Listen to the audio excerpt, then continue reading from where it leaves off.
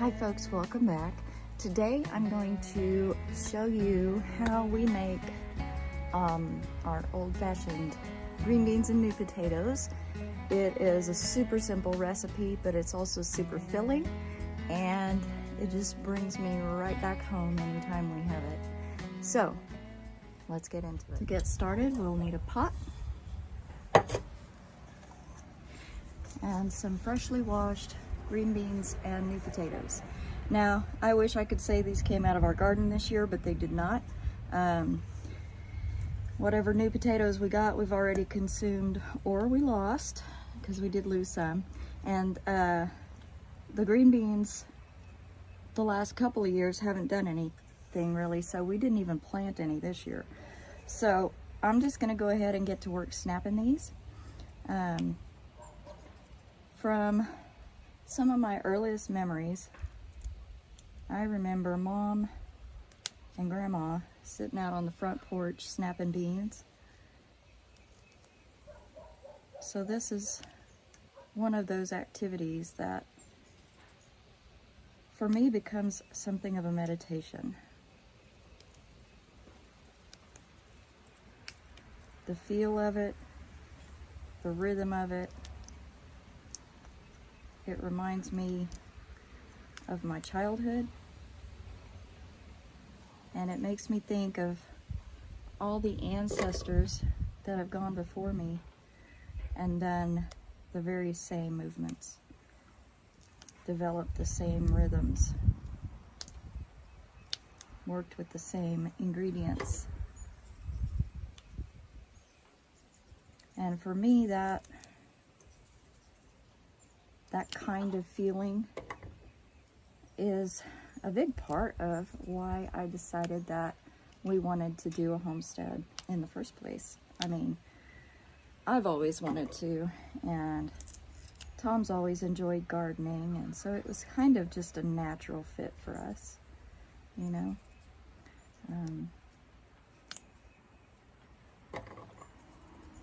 But doing these yearly rituals, the planting and the harvesting and the preparing and working in time with the seasons,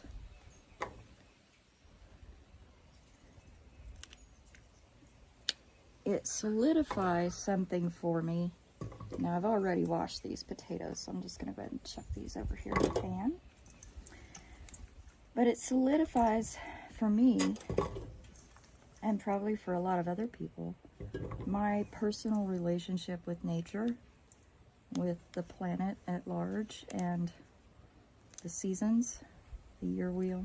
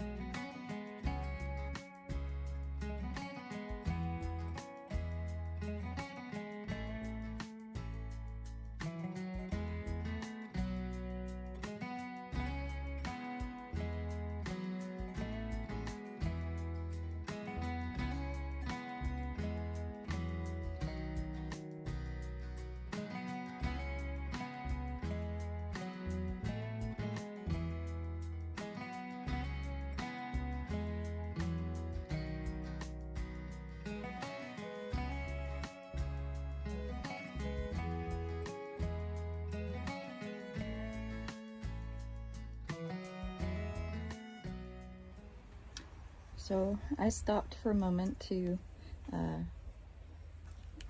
trim Tom's hair and beard.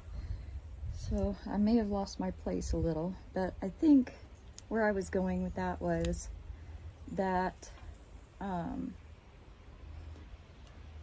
of the big things that drew me in particular, and both of us sort of, to homesteading was the feeling of being more connected to nature, to the turn of the seasons, to the ways that have gone before. Now, don't mistake me. I'm not one of those people who really wishes that I was born in a different time. Sometimes maybe I feel that way, but I know that right now, today, this is where I belong. And part of that is because I feel like saving these skills, saving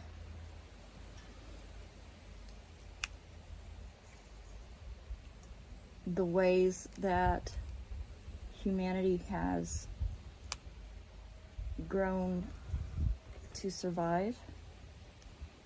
I feel like that's important, and I feel like in many ways it's getting lost. And I really don't want humanity to lose out on those things. Now, I'm not on some divine mission or anything like that. I just, I'd like to see my kids and grandkids snapping beans on the front porch someday, feeling the same kind of connection that I'm feeling, because it's a good thing. It's a familial thing, and it's a I don't know, it's just, if you're born in a certain place and raised a certain way, these kinds of things make you feel at home. They create a sense of belonging. They create a respect for those who have gone before and for the nature that provides for us. I don't know, I just think it brings a lot to humanity besides just being able to eat. Being able to eat is awfully important. But I feel like there's more to it than feeding the body. I feel like we're feeding the soul. And that is at least as important.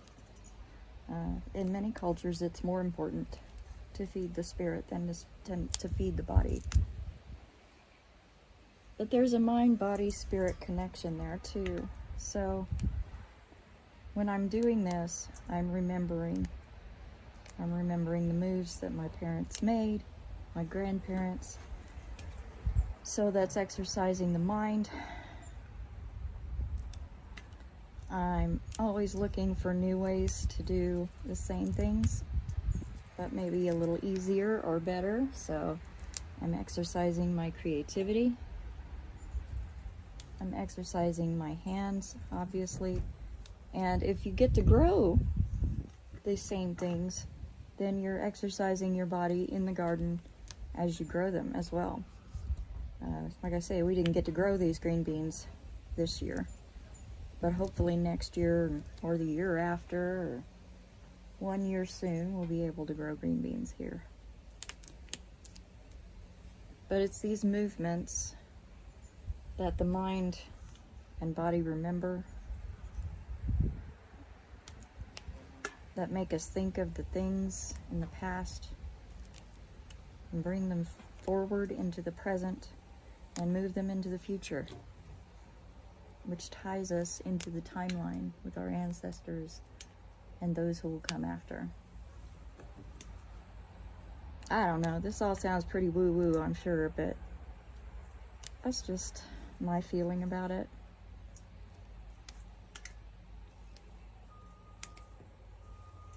And I am just about done snapping beans, so here in just a second we're going to take these guys into the kitchen, and I'm going to show you how we season the pot.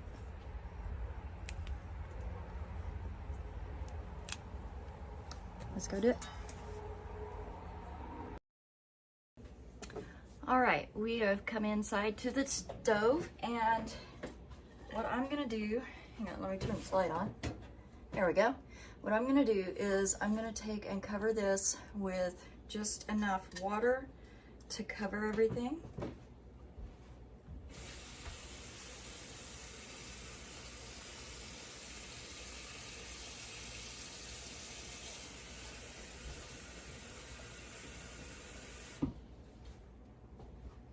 There, and that's enough water.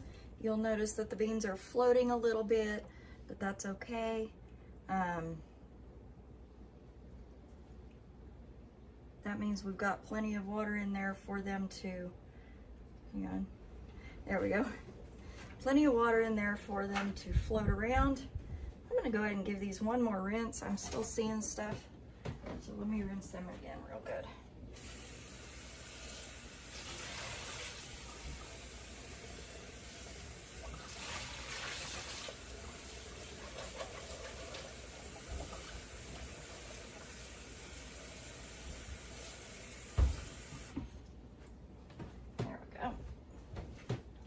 We don't want too much water in there, but we want plenty in there because it's going to have to boil and it's going to have to cook for a while. So to this, I am going to add what little bacon grease we have left. I'm going to use my wooden spatula to get as much of that out of there because that's got the good brown bits in it too.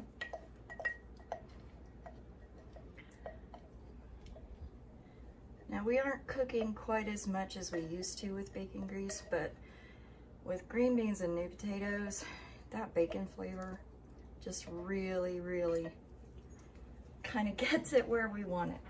So that's empty. I can wash my bacon container, and I'm gonna get some onions.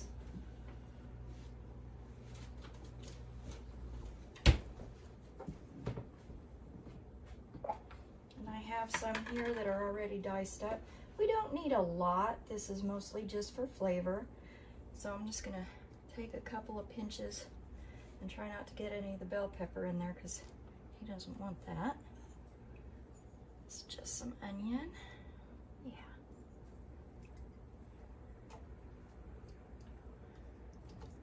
Good deal. All right, I'm gonna go ahead and turn this fire on and get that water started warming up. And while that's warming up, I'm going to chop a clove of garlic.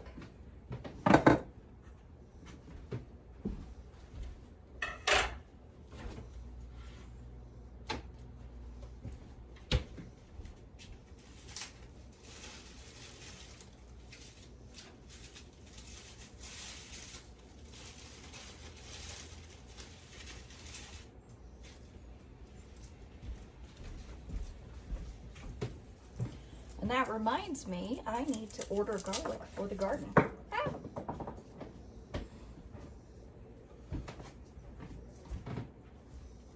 All right. It's still wrapped in its silvery sleeve, so it's fine. You can call it 5-second rule if you want to. I'm sure I was there then plenty of time. But as we're peeling it, it's not that big of a deal. Garlic is one of those things that has super like antibiotic powers, so even if it did have some kind of germies, we're going to chop it and get that good garlic juice all over it, and then we're going to put it in here and boil it, so no germies there.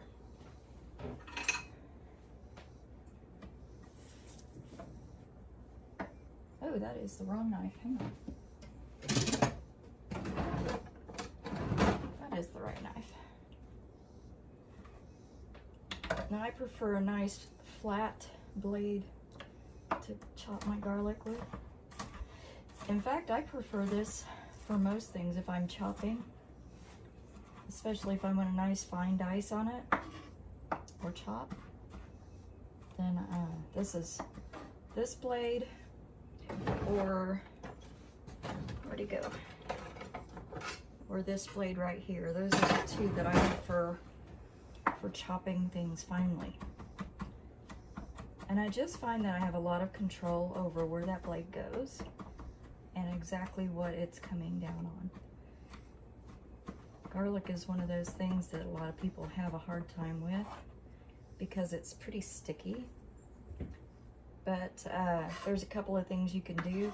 Tom likes to take and put a little bit of olive oil on the blade, and that helps keep it from sticking as much. For me, it doesn't seem to bother me nearly as much, so I just kind of go with it.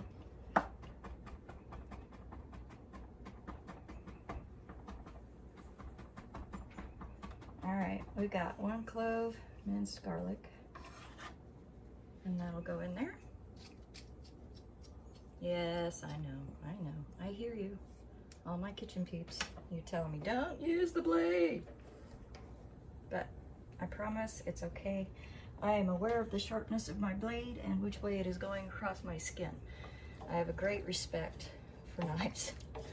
Great respect. I have worked in kitchens and delis most of my adult life. And so, yes, I have a great respect for the blade. Hey, I did not notice that brown spot. Get out of there. All right, so we're gonna let that come to a boil. I've got, it's about a teaspoon to a tablespoon on the bacon grease that's in here. But I also have another secret weapon that I want to show you. Ordinarily, we do some kind of pork in this, and it's either going to be ham, hog jowl, or ham hock, or it's going to be bacon. And we have a new form of bacon that we're trying out. We've never tried this stuff before, but it looks really good and it smells really good. So I'm gonna go ahead and throw in probably just a couple of tablespoons, 1/4 cup or less, and let that get in there to flavor that pot really well. So cover, bring to a boil, and then once it starts boiling really, really well, what we'll do is we'll take this lid off and let it simmer.